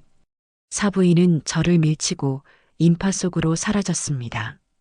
저는 길바닥에 떨어진 배추들 사이에서 그 구겨진 종이 한 장을 들고 부들부들 떨었습니다. 아니야. 아니야. 연기였어. 민수가 분명히 대답했어. 집 뺄게. 그 말에 네 하고 대답했어. 아니야. 저는 홀린 사람처럼 택시를 잡았습니다. 그 종이에 적힌 주소를 보여주며 말했습니다. 여기로 가주세요. 저는 택시를 탔습니다. 손에 땀이 흥건히 차올랐습니다. 어린이 호스피스 병동. 그 구겨진 종이 쪽지가 손바닥에서 땀에 젖어들고 있었습니다. 아니야. 거짓말이야. 저것들이 끝까지 나를 속이려고 사부인까지 끌어들인 거야. 저는 택시 창밖을 바라보며 애써 사부인의 말을 부정했습니다. 그녀가 제 뺨을 때린 것보다 그 여자가 10살은 늙어버린 그 얼굴보다 호스피스라는 단어가 더 깊이, 더 아프게 제 가슴을 찔렀습니다. 모피 코트가 3만 원. 말도 안 되는 소리야. 그 윤기, 그 때깔이 어떻게 3만 원짜리야. 내가 두 눈으로 똑똑히 봤는데 그건 명백한 사치였어. 그런데 심장이 미친 듯이 뛰었습니다. 가슴이 죄어오고 숨이 막혔습니다. 민수가 왜 호스피스에 있어? 연기하는 거라며. 내가 똑똑히 들었잖아. 더 아픈 척해. 할머니 집 뺄게. 응, 알았어, 엄마. 그래, 민수가 대답했어. 내 손주가 나를 속이겠다고 분명히 대답했단 말이야. 그런데 왜 하필 호스피스야? 거짓말을 하려면 그냥 대학병원 입원실이라고 하면 되지. 왜 하필 마지막을 기다리는 아이들이 모인 그곳을, 왜 하필 그런 단어를 붙였을까? 그런 끔찍한 말로 나를 흔들려고. 저는 불안감을 떨칠 수 없었습니다. 택시기사가 백미러로 저를 힐끔 쳐다봤습니다. 손님, 어디 안 좋으세요? 얼굴이 새하얘요. 아니요. 빨리 가주세요. 택시는 대학병원 후문 근처에 멈춰 섰습니다. 어린이 병동. 그리고 그 옆 작고 낡은 별관이 하나 있었습니다. 호스피스 병동. 햇빛조차 잘 들지 않는 음습하고 낮은 건물이었습니다. 저는 마른 침을 삼키며 택시 문을 열었습니다. 차가운 겨울바람이 뺨을 때렸지만 춥지 않았습니다. 오히려 아무 감각이 없었죠. 다리가 후들거려 걷기도 힘들었습니다. 병원 로비는 따뜻했습니다. 하지만 공기는 무겁게 가라앉아 있었습니다. 소독약 냄새가 코를 찔렀습니다. 크리스마스가 지났지만 구석에는 아직 트리가 반짝이고 있었죠. 아이들이 그린 그림들이 벽에 붙어 있었습니다. 해님, 엄마, 우리 집. 색연필로 그린 그 그림들이 이곳과는 어울리지 않을 만큼 밝았습니다. 저는 그 그림들을 끝내 쳐다보지 못했습니다. 안내 데스크에는 젊은 간호사가 앉아 있었습니다. 어떻게 오셨어요, 할머님? 박민수 환자 좀 보려고요. 박민수요? 간호사가 컴퓨터를 두드렸습니다. 그 모니터를 바라보는 제 심장은 미친 듯이 뛰었습니다. 박민수 환자 보호자세요? 네. 네, 할머니예요. 간호사의 눈빛이 제게 머물렀습니다. 그 눈빛은 원망도 비난도 아니었습니다. 그저 깊은 연민이었죠. 너무 많은 죽음을 본 사람만이 가질 수 있는 무덤덤한 슬픔이었습니다. 그 표정 하나에 제 심장이 바닥으로 떨어졌습니다. 아니야. 저 표정은 아닐 거야. 민수, 어디 있어요? 몇 호실이에요? 박민수 환자는 간호사가 말을 잇지 못했습니다. 그녀는 저를 어떻게 대해야 할지 몰라 했습니다. 어머님, 잠시 저쪽에 앉아서 어디 있냐고 물었어요. 민수, 지금 어디 있냐고요? 제 목소리가 복도에 울렸습니다.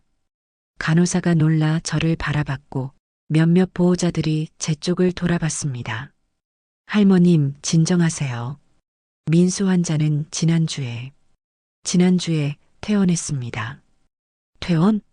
네, 하늘나라로. 그 말을 듣는 순간 제가 서 있던 바닥이 사라졌습니다. 다리에 힘이 풀려 안내 데스크에 몸을 기대었습니다. 거짓말, 거짓말. 너희들 다 한패지. 지금도 나 속이려고. 내가 돈 안 줘서. 그래서 이런 짓까지 하는 거지. 어머니. 복도 끝에서 익숙한 목소리가 들렸습니다. 아들이었습니다. 진우. 그런데 그는 제가 알던 아들이 아니었습니다. 머리는 하얗게 새었고 뼈만 남은 얼굴이었습니다. 눈은 깊게 꺼져 있었고 광대뼈가 도드라졌습니다. 그 모습은 남편이 죽기 직전에 보였던 그 얼굴과 똑같았습니다. 어머니, 어머니가 여길 어떻게 해? 진우야, 진우야. 이게 다 무슨 일이야? 민수는 어디 있어? 전현이 민수 데리고 어디 갔어? 너희들 나한테 복수하려고 애숨긴 거지. 내가 돈 안 줘서 그래서 이런 짓을. 어머니, 아들이 천천히 다가왔습니다. 걸음걸이는 노인보다 더 느리고 위태로웠습니다. 민수 갔어요. 뭐? 어머니가 저희 쫓아내던 날. 그날 병원 오는 길에 제 등에서 숨이. 아니야. 연기였잖아. 그날도 숨 안 쉰다고 거짓말했잖아. 내가 전화했을 때도 그랬잖아. 돈 달라고 했잖아. 그것도 다 거짓말이었잖아. 아들은 울지도 웃지도 않았습니다. 그저 텅 빈 눈으로 저를 바라봤습니다. 그 눈에는 감정이 하나도 없었습니다. 가서 보세요, 어머니. 가서 어머니가 무슨 짓을 했는지 직접 보세요. 아들이 제 팔을 부축했습니다. 그의 손은 얼음장처럼 차가웠습니다. 손마디마다 뼈가 드러나 있었습니다. 저는 무언가에 끌리듯 복도를 걸었습니다. 복도 끝 작은 병실 하나가 보였습니다. 문은 반쯤 열려 있었고 그 앞에는 박민수 대신 하얀 국화꽃 바구니가 놓여 있었습니다. 방 안에는 며느리가 있었습니다. 아니, 며느리라 부를 수도 없는 어떤 여자가 앉아 있었습니다. 머리카락이 빠지고 얼굴은 사부인보다 더 늙어 있었습니다. 그 여자는 텅 빈 아기 침대를 내려다보고 있었습니다.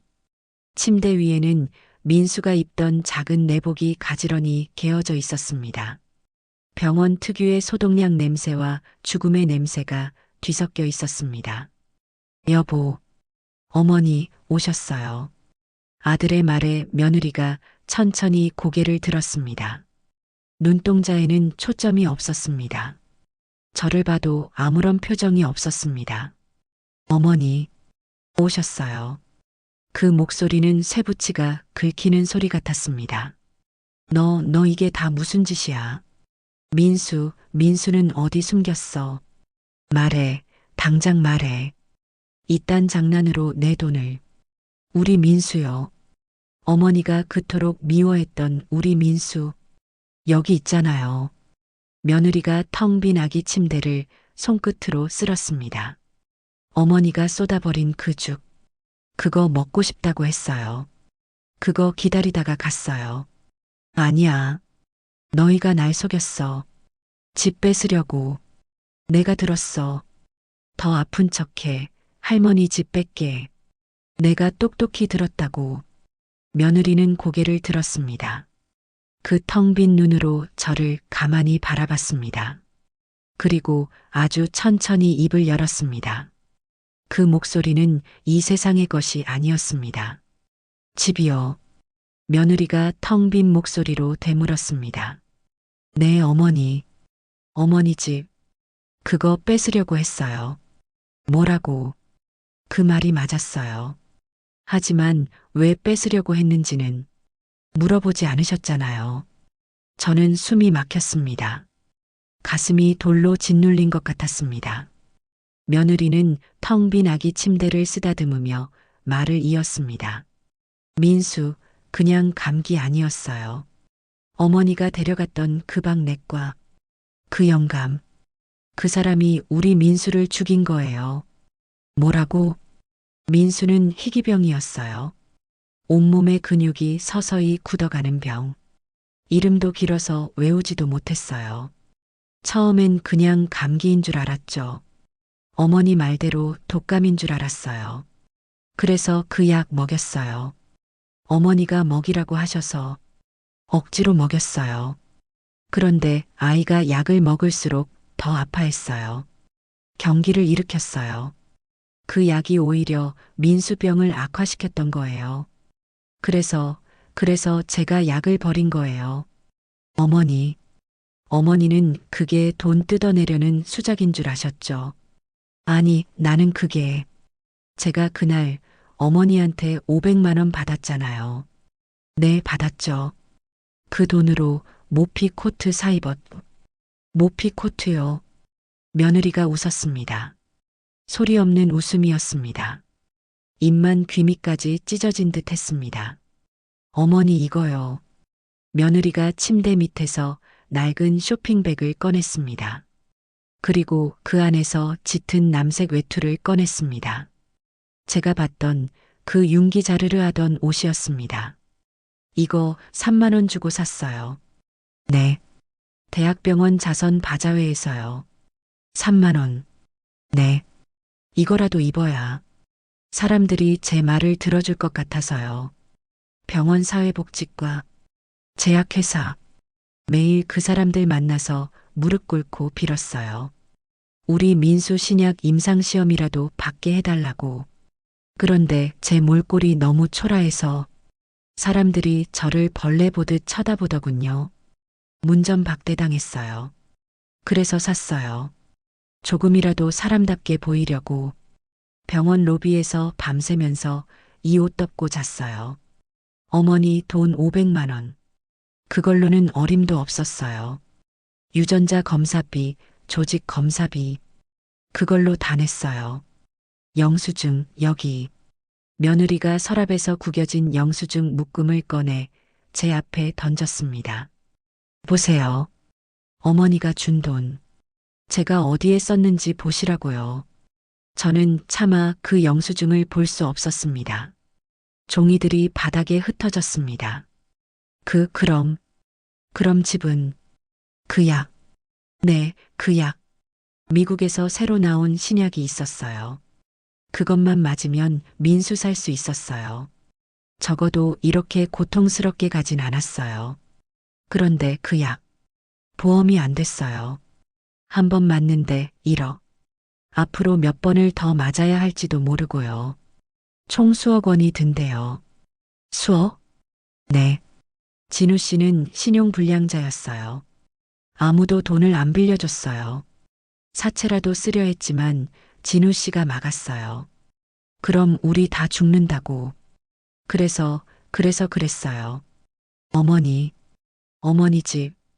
그거라도 팔아서 우리 민수 약 사려고. 그래서 그랬어요. 제가 들었던 그날. 죽. 네, 어머니가 죽 쑤어 오신 날. 민수가 숨을 잘 못 쉬었어요. 너무 아파했어요. 온몸이 뒤틀리고 굳어가고 있었어요. 의사가 마음의 준비를 하라고 했어요. 그래서 제가 민수한테 민수야 할머니 오시면 기침 더 심하게 해. 숨도 못 쉬는 것처럼 연기해. 그래야 할머니가 불쌍해서라도 저 집이라도 팔아서 우리 민수 살릴 수 있어. 그랬어요. 제가 시켰어요. 그 어린애한테 연기하라고. 그 약, 그거 한 번만 맞아보겠다고. 제가 그랬어요. 그런데 민수가 뭐라고 했는지 아세요? 며느리가 울음을 터뜨렸습니다. 엄마, 나 아파. 연기 못하겠어. 그냥 죽을래. 이러더군요. 그래서 제가 아이한테 빌었어요. 민수야, 한 번만. 딱 한 번만 엄마 말 들어줘. 할머니가 문 밖에 와 계셔. 제발. 그런데 민수가 대답을 못했어요. 너무 아파서 숨을 헐떡이느라 아무 대답도 못했어요. 네, 어머니가 들으신 그 대답. 응, 알았어, 엄마. 그거 제가 민수 목소리 흉내낸 거예요. 뭐라고? 민수가 대답을 못하니까. 제가 어린애 목소리로. 어머니 들으라고. 응, 알았어, 엄마. 그랬어요. 그런데 그걸 들키다니. 어머니가 죽을 쏟으실 줄은, 그렇게 돌아설 줄은 몰랐어요. 저는 그 자리에 무너져 내렸습니다. 다리가 풀려 바닥에 주저앉았습니다. 모든 게 제 오해였습니다. 아니, 제 탐욕이 만들어낸 지옥이었습니다. 저는 소리도 내지 못하고 울었습니다. 그리고 저희 쫓겨나던 날, 민수 정말로 숨을 안 쉬었어요. 어머니가 그 이삿짐 센터 사람들 앞에서 저희를 개처럼 끌어내던 날, 아이가 제 등에서 차갑게 식어갔어요. 어머니가 제게 전화하셨을 때, 진우 씨가 어머니께 전화드렸을 때, 그때 민수 응급실에 있었어요. 의사가 심폐소생술하고 있었어요. 돈만 있었으면 그 약 바로 맞을 수 있었어요. 어머니가 그 집만 팔아줬어도, 아니, 쫓아내지만 않았어도 그 약 맞을 수 있었어요. 어머니가 우리 민수 죽인 거예요. 며느리가 텅 빈 눈으로 저를 바라봤습니다. 그 눈에는 증오도 슬픔도 없었습니다. 그저 아무것도 남지 않은 공허뿐이었죠. 진우야. 이게. 아들은 벽에 기대어 소리 없이 울고 있었습니다. 어머니, 제가 죄인입니다. 제가 돈만 있었어도, 제가 능력만 있었어도, 민수 엄마가 그런 짓까지 안 했을 겁니다. 제가 다 죽일 놈입니다. 아들은 제 앞에서 무릎을 꿇고 머리를 바닥에 찍기 시작했습니다. 진우야, 그러지 마. 그러지 마. 저는 제 가슴을 쥐어뜯었습니다. 저는 얼마나 울었는지 몰랐습니다. 눈물이 말라 더 이상 나오지 않았습니다. 목이 쉬어 소리조차 나오지 않았습니다. 며느리는 텅 빈 침대만 바라보고 있었습니다. 아들은 바닥에 머리를 박고 어깨를 들썩였죠. 저는 가방을 뒤졌습니다. 그리고 그것을 꺼냈습니다. 집을 팔아 만든 수억 원이 찍힌 통장이었습니다. 애미야, 이거, 여기 돈 있어. 집 판 돈 그대로 있어. 이거 다 너희 가져. 이걸로 민수 좋은 데 묻어주고. 너희. 저는 무슨 말을 하는지도 몰랐습니다. 며느리가 제 손에 들린 통장을 천천히 바라봤습니다. 그리고 웃었습니다. 돈? 어머니, 지금 이게 필요해 보이세요? 아니, 애미야, 그게. 우리 민수 죽었어요. 이 돈으로 이제 뭘 해요? 민수 맛있는 거 사줄까요? 민수 좋은 옷 사입힐까요? 아니면 민수 그 비싼 약 사줄까요? 며느리가 제 통장을 낚아챘습니다. 그리고 창문 밖으로 던졌습니다. 필요 없어. 어머니 돈 필요 없다고. 그 돈 때문에 내 새끼가 죽었어요. 그깟 종이 쪼가리 때문에. 내 민수가. 며느리가 처음으로 제게 소리쳤습니다. 그리고는 바닥에 주저앉아 아이처럼 울었습니다. 민수야, 민수야, 엄마가 미안해. 엄마가 돈이 없어서 미안해. 엄마가 너 그 약 못 사줘서 미안해. 민수야. 아들이 그런 며느리를 부축해 안았습니다. 두 사람은 부둥켜 안고 서럽게 울었습니다. 저는 그들 앞에 설 수가 없었습니다. 저기, 민수는 어디에 묻었어? 제가 기어들어가는 목소리로 물었습니다. 며느리가 울음을 멈추고 저를 노려봤습니다. 그 눈에는 공허 대신 불타는 증오가 어렸습니다. 당신이 거길 왜? 가서 보게. 가서 용서라도 빌게. 용서? 누가 당신을 용서해? 우리 민수가 당신을 용서할 것 같아요? 제발 한 번만. 민수, 제가 됐어요. 네. 여기, 이 병원 뒤뜰에 작은 나무 하나 심어줬어요. 거기 뿌려줬어요. 그러니까 다신 찾지 마세요. 당신이 그 나무 쳐다보는 것도 역겨워. 애미야. 그리고 이거. 며느리가 제게 구겨진 종이 한 장을 던졌습니다. 병원 메모지였습니다. 그 위에는 아이의 삐뚤빼뚤한 글씨가 적혀 있었습니다. 이게 뭐야? 민수, 마지막 유언이에요. 네. 어머니가 죽 쏟고 방에 들어가시던 날. 그날부터 민수가 매일 저한테 물어봤어요. 엄마, 할머니 화 많이 났어? 응. 할머니가 나 미워해서 이제 죽 안 갖다 주나 봐. 나 할머니 죽 먹고 싶은데 그거 기다리다가 그 말하다가 갔어요. 당신이 끓여주겠다던 그 죽. 그거 기다리다가 굶어서 아파서 갔어요. 저는 그 말을 듣고 완전히 무너졌습니다. 식어버린 죽. 내가 쏟아버린 그 죽. 그게 내 손주의 마지막 희망이었구나. 나가, 당장 나가. 두 번 다시 내 눈앞에 나타나지 마. 당신은 내 남편의 어머니도 아니야. 당신은 내 아들을 죽인 원수야. 아들 진우가 저를 붙잡았습니다. 어머니 가세요. 제발 가세요. 진우야, 엄마가 가세요. 아들이 저를 병실 밖으로 밀어냈습니다. 쿵, 문이 닫혔습니다. 문 안에서 며느리의 처절한 울음소리가 들려왔습니다. 저는 그 문 앞에 주저앉았습니다. 용서를 빌고 싶었지만 용서할 대상이 없었습니다. 사과하고 싶었지만 사과할 대상도 이미 제가 되어 있었습니다. 얼마나 그렇게 앉아 있었는지 몰랐습니다. 간호사가 저를 부축해 일으켰습니다. 할머님, 이러시면 안 됩니다. 집에 가셔야죠. 내 집.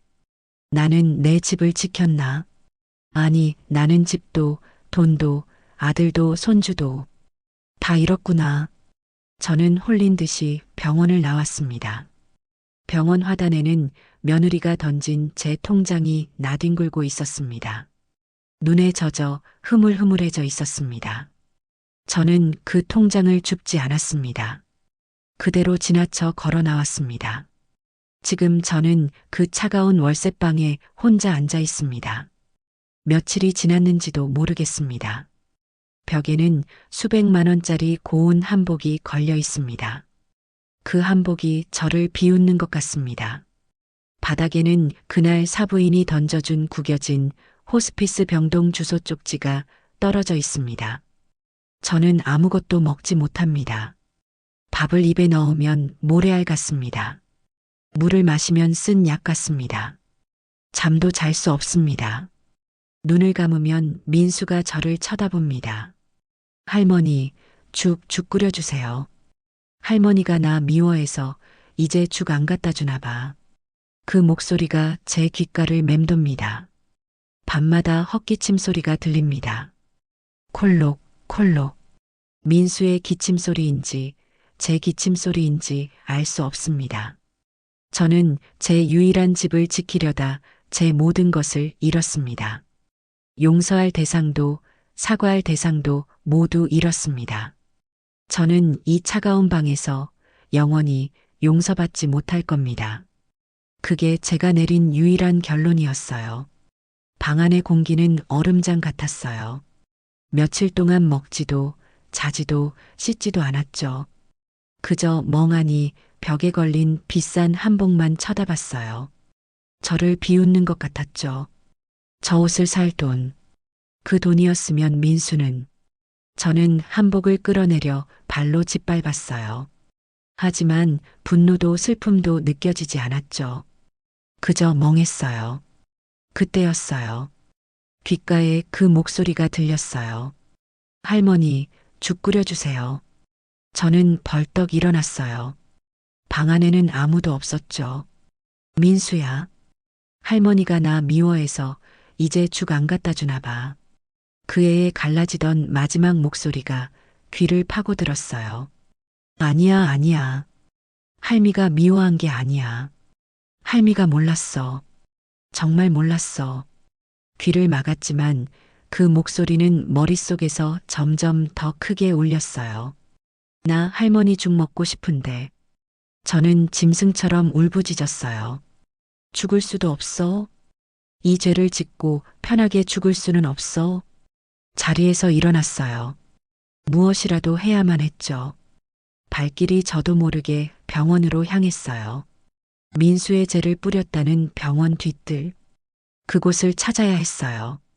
병원 뒤편 작은 뜰에는 어린 나무 한 그루가 서 있었어요. 밑동엔 조약돌 몇 개가 올려져 있었죠. 여기구나, 우리 민수. 저는 그 나무 앞에 주저앉았어요. 나무 껍질을 쓰다듬으며 중얼거렸죠. 민수야, 할미 왔다.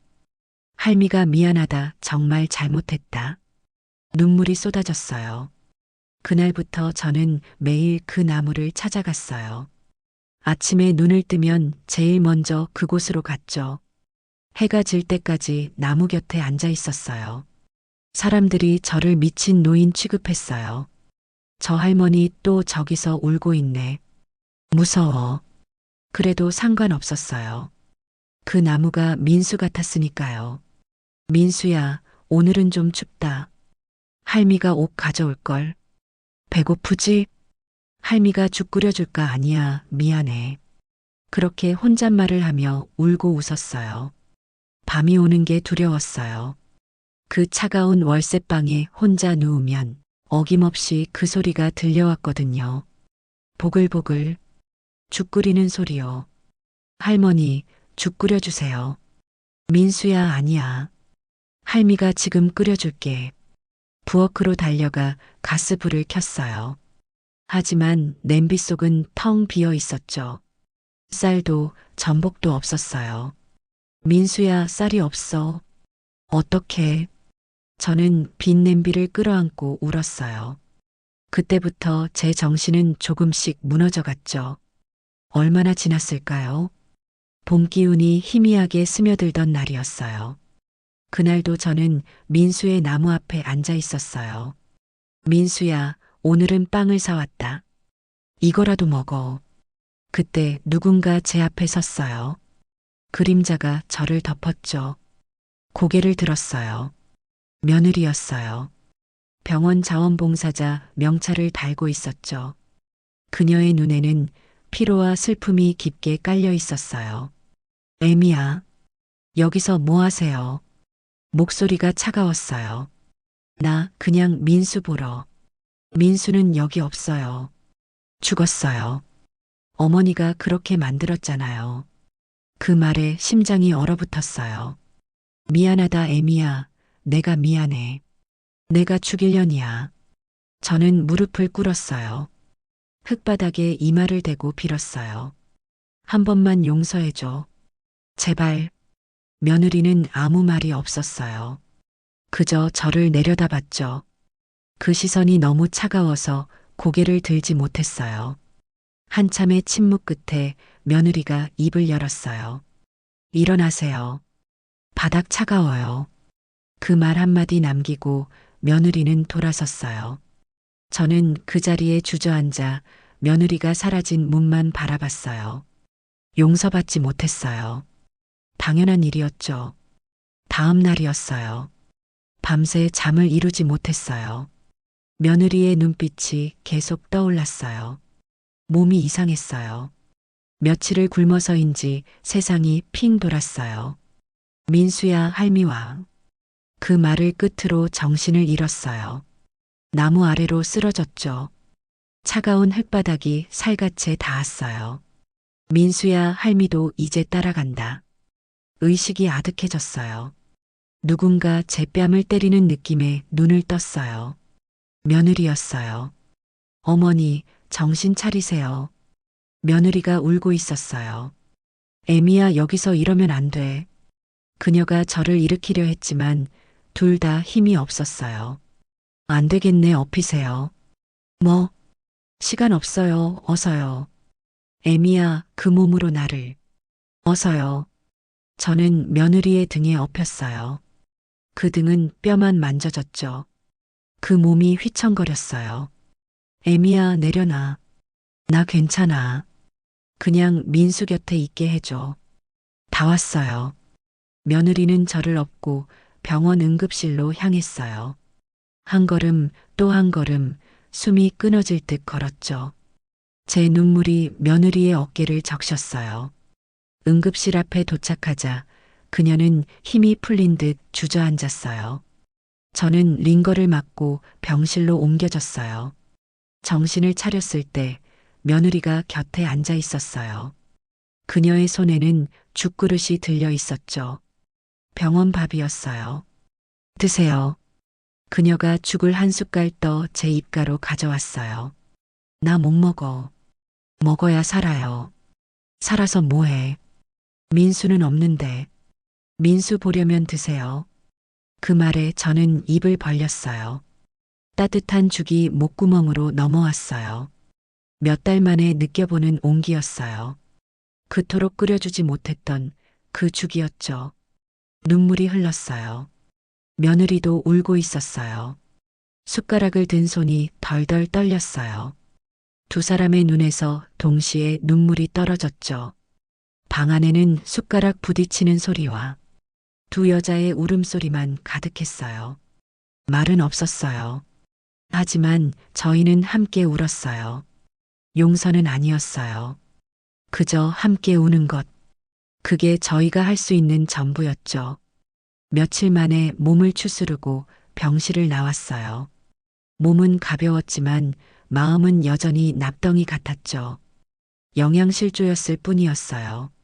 하지만 링거의 바늘이 빠져나간 자리에서조차 묵직한 고통이 남아 있었어요. 병원비를 내야 했지만 제게는 돈이 없었죠. 남은 건 연금 통장 하나뿐이었어요. 제가 낼게요. 며느리가 말했어요. 애미야, 돈이 어딨어. 저 일해요.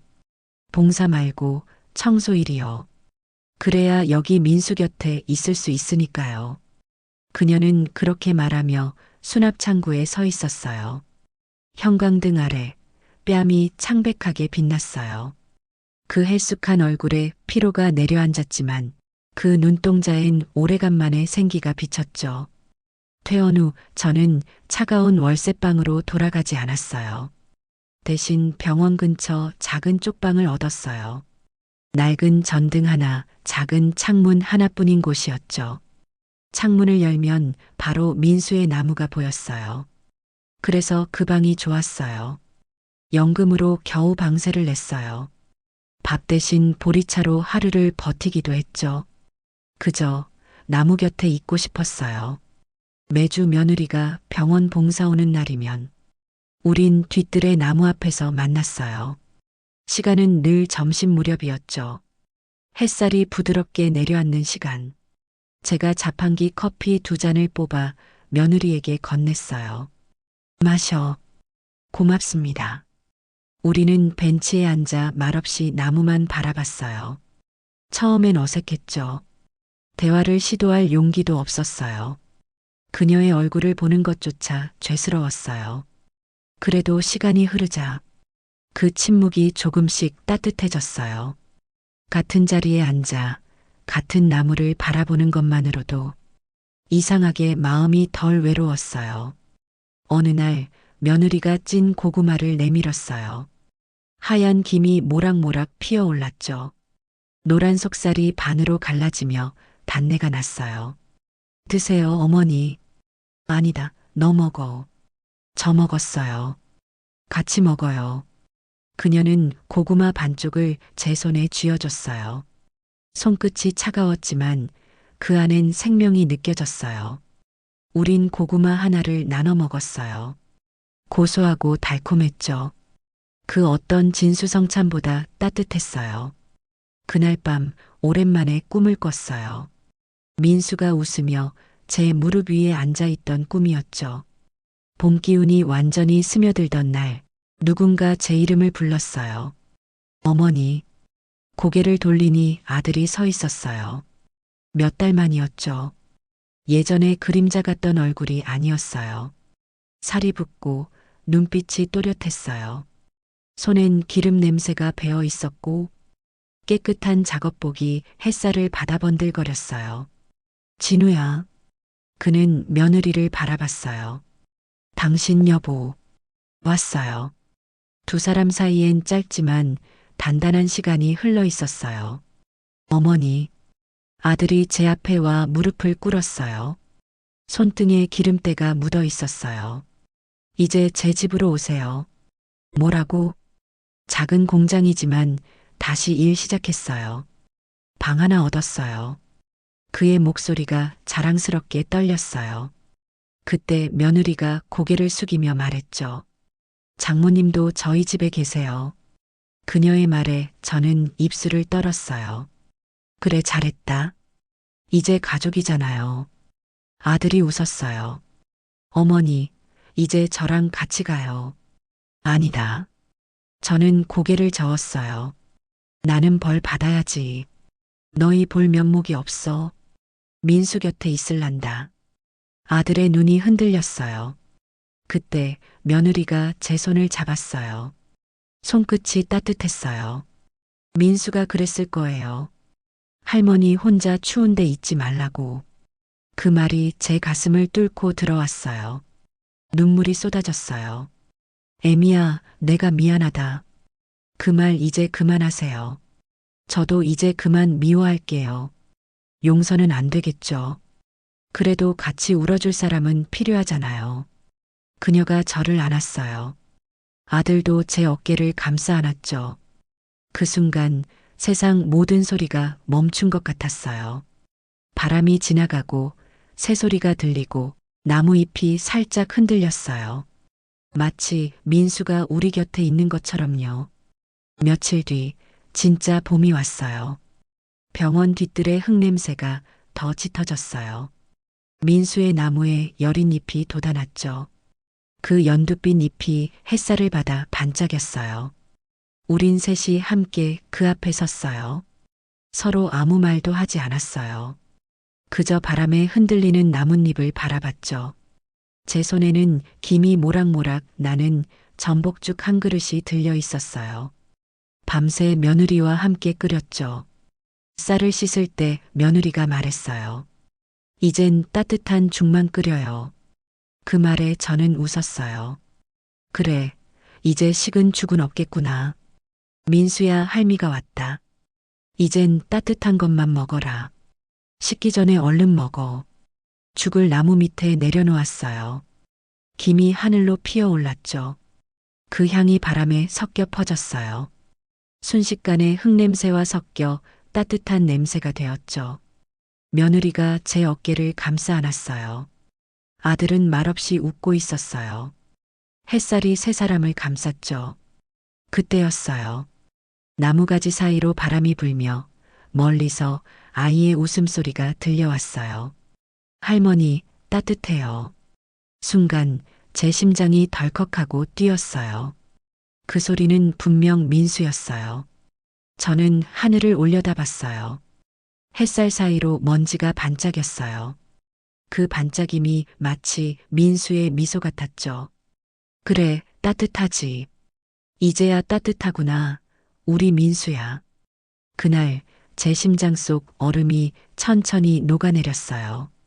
살아서도 울면서도 이제는 미소를 지을 수 있을 것 같았어요.